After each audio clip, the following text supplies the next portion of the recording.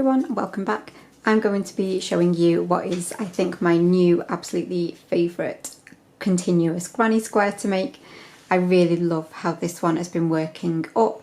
It's very, very similar to the block stitch, except we're going to be using much longer chains to create this beautiful lacy stitch pattern that you get here. So it's much more open and delicate than a traditional granny square. It's a really simple 2 round repeat, and we're pretty much going to jump straight in with the tutorial. You can use absolutely any yarn that you like and just use whatever hook size your selected yarn recommends. I've been using the Yarnsmiths Pebble Haze, which I will leave a link for in the description. And I've been using a 4mm hook so far with this one. So it's absolutely gorgeous and I'm loving how it is working up. It's pretty much seamless as well, which is always a lovely thing for a granny square. So I also wanted to show you what it would look like in a not so busy yarn. So this is still a variegated yarn, but the colour changes are much softer. But you can see it still works up really beautifully, and it's also still near impossible to tell where the joins are for each round. So whether it's a plain yarn, variegated yarn, or a slow change yarn like this, it will work up really wonderfully. So for the purpose of the tutorial, I'm going to be using this new Yarnsmiths Pebble Haze Prince DK, and the shades in this are just delicious. And I'm going to be using a 4mm hook. So you're going to start with a chain 4, so 1, 2, 3 and 4, and then you're going to slip stitch into that first chain. So insert your hook and slip stitch, so yarn over and pull through both. So that gives us our centre circle. You're then going to chain 2, which is going to count as your first UK treble. So do remember I'm using UK terms, so if you're used to US terms, these will be your double crochets from now on.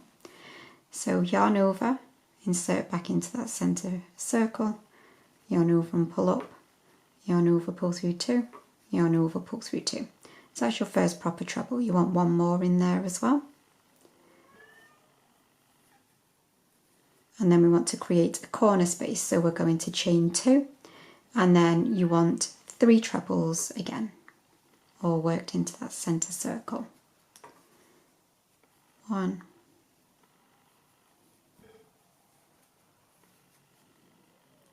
2, 3. Chain 2, and you're going to do that 2 more times until you've got 4 sets of 3 trebles and 4 chain 2 corner spaces.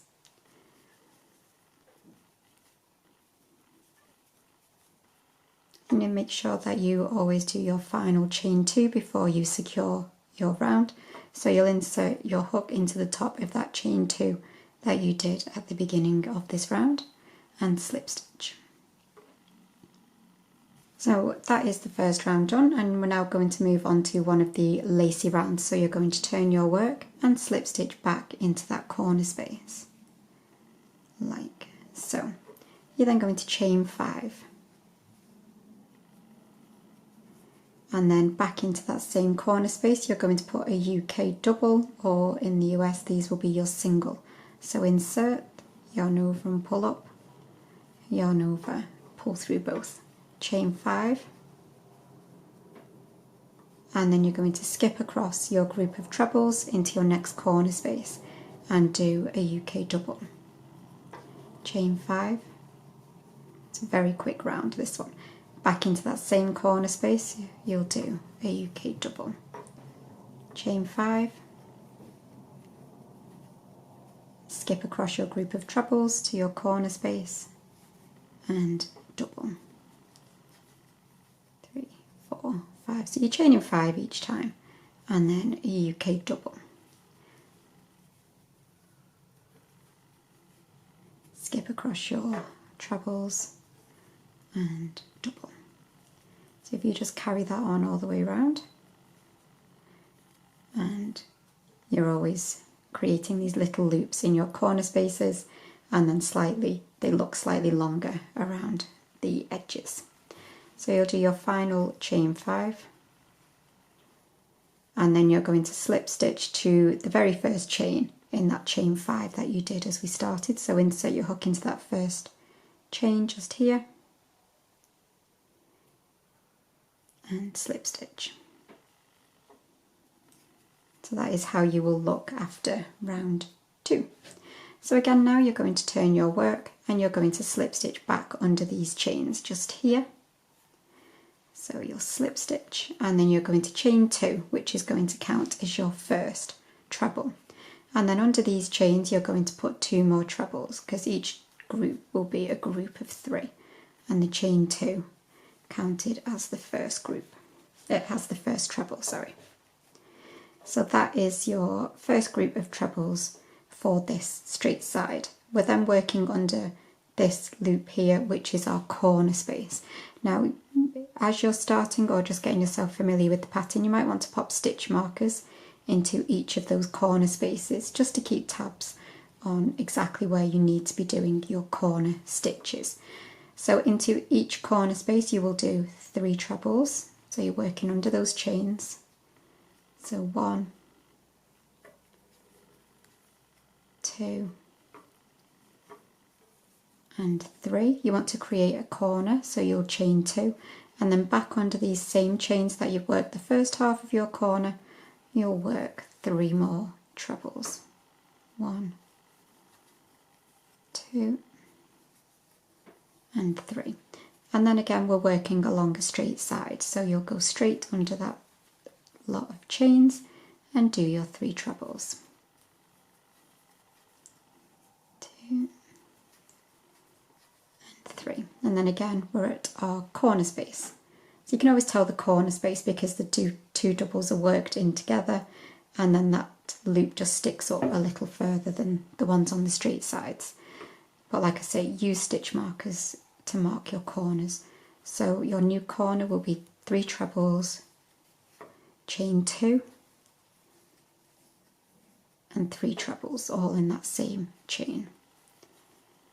And you'll repeat that process all the way around until you get back to where you started, and I'll meet you there in just a second.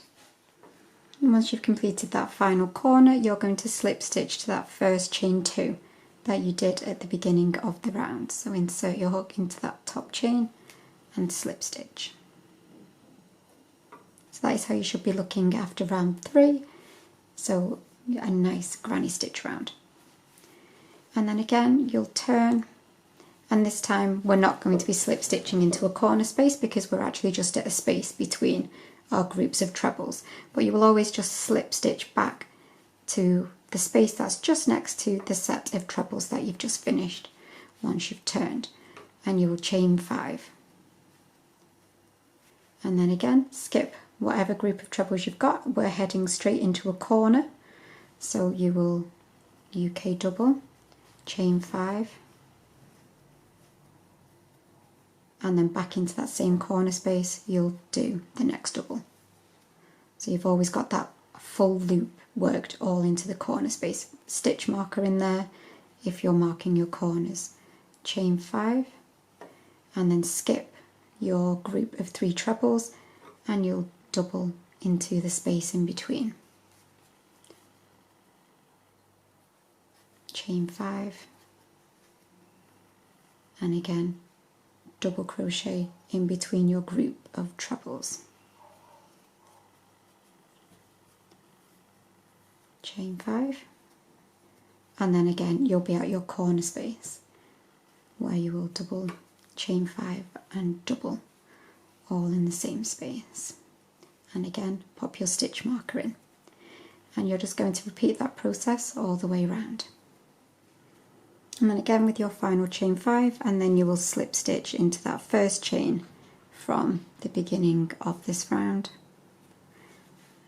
So slip stitch to there and then turn, and then again you'll always slip stitch back onto that last chain set of chains that you did and chain 2, which will always count as your first treble, and then you'll do 2 more trebles under that chain. And then again skip to go underneath the next set of chains and you'll do your 3 trebles, and then you'll be at a corner space. So if you've been marking these with stitch markers, you'll always know that you're going to be doing 3 trebles, chain 2 3 trebles all into that same space.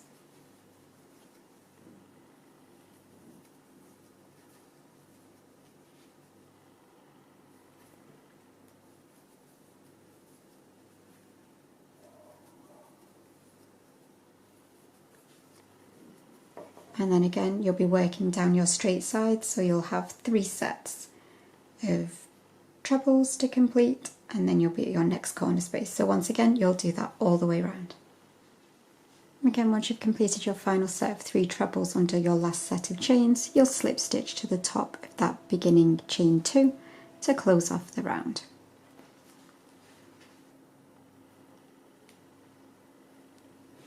So that is how you should be looking after these rounds, and those are the 2 rounds that you will just repeat over and over again until your project is whatever size you want it to be. Obviously you can leave them as small squares like these and join them together, they'd look really nice, or you can continue that to make a perfect continuous granny square blanket.